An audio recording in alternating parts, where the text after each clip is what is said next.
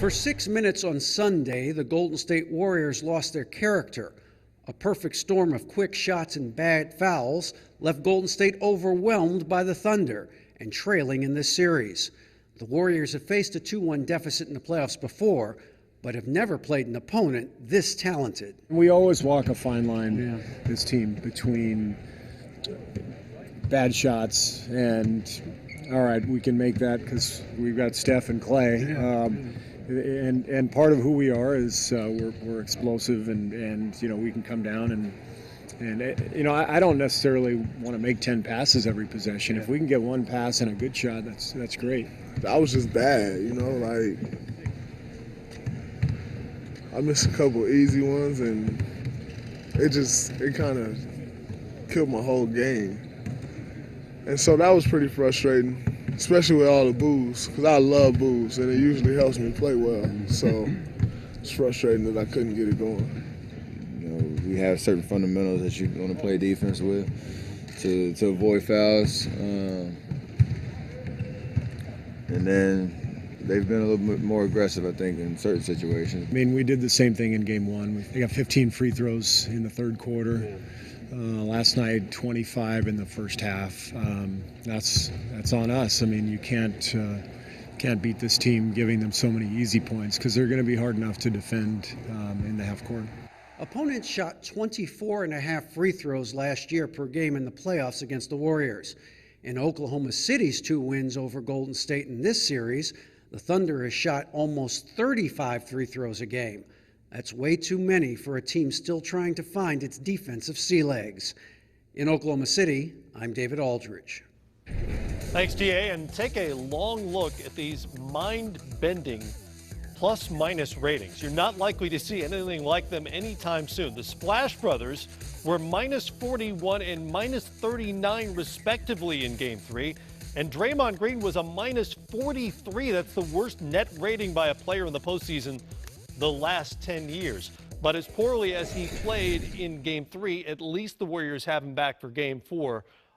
How much of Game 4 for the champs will be the echoes of what happened with Draymond in the interim, and how much of it will be just playing better? Well, if Draymond Green likes booze and he plays better with booze, he is going to have a quadruple double in this game for what's showering down in this next game, Matt. It's really about that first quarter, them reestablishing. One of the things about in that game, Draymond Green was so out of sorts defensively, and the Warriors are employing this scheme with Robertson on the court where they're allowing him to roam around. And sometimes when you have the ability and the free will to think about playing a Range Rover out there on defense, you're not in the structured defense that Golden State has played all year long. So you add some layups, what Draymond talked about, some shots not going in, and then playing defensively where you're guessing where you should be in help positions. All of those things ended up getting him way out of sorts in Game 3. And offensively, how does Golden State have to get better? Well, let's look at what they did in Game 3 that has everybody talking about how poorly they played and how disconnected and discombobulated they were. This is after a made shot, Golden State pushing it down. And Steve's talking about this. Yeah, they're the fastest-paced team in the league, but some of these shots are not good shots. Kevin Durant challenging Klay Thompson, one-on-one, top of the key. Oklahoma City in great rebound position. Draymond Green, no pass on Kevin Durant on the drive. And then this one here, a miss on the layup, a throw out.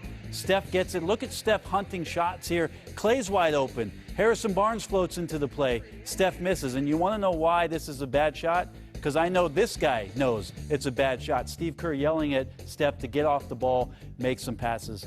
Too many quick shots, no ball movement, and no player movement. So when you talk about OKC's defense, if you got to play defense for 4 seconds, everybody can look really good defensively. That's what happened in Game 3. So a lot of what the Warriors were talking about after the Game 1 loss as well. OKC, meanwhile, out-attacked the champs in just about every way, particularly, Zeke, by just running it down their throats at every opportunity. Yeah, they did, and they did it with great defense, as we just saw here, but using their athleticism. And when you talk about OKC and their athleticism, they're able, everybody can push the basketball. So you got Westbrook coming down, and this is where they are the most dangerous. This is where they beat San Antonio at.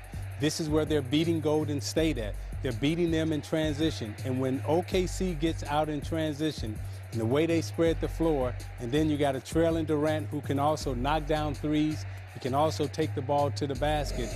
You're talking about a team now that's in character. Bones talked about, sorry, Brent. Yeah, that's all right. Brent talked about them being, about Golden State being out of character, not playing the way they want to play. We used to seeing OKC out of character. We used to seeing OKC as the team that unravels mentally. Right now, we're watching a Golden State team in 2 out of 3 games that has unraveled mentally, and that's normally not the case for Golden State when you're talking about a champion. OKC is the team that you normally equate that with. Sure. So is it as simple as getting back to what they do well, or are there tactical or even rotation changes? There's not anything that you're doing, Matt, in terms of tweaks. There's difference between tweaks and adjustments. There's nothing Golden State needs to do other than getting back to their identity and playing with the kind of poise that we've seen throughout the course of this season. And they're more than capable of doing it. And when you talk about this sort of stuff is, you can either react, and when you react, you're losing control. You're giving it back to your opponent, or you respond. And when you respond, you're controlling what it is that your destiny is about. Golden State can get to deeper shots in the shot clock, better ball movement, and better opportunities that control the pace of the game. The first quarter will dictate that in Game 4. It's the 3rd time the last 2 postseasons the Warriors find themselves down 2-1. You know what happened last spring against the Grizzlies and obviously against the Cavaliers in the NBA Finals. What happens this time? You'll find out in Game 4, Tuesday night at 9 Eastern Time. Of course, as always, on TNT.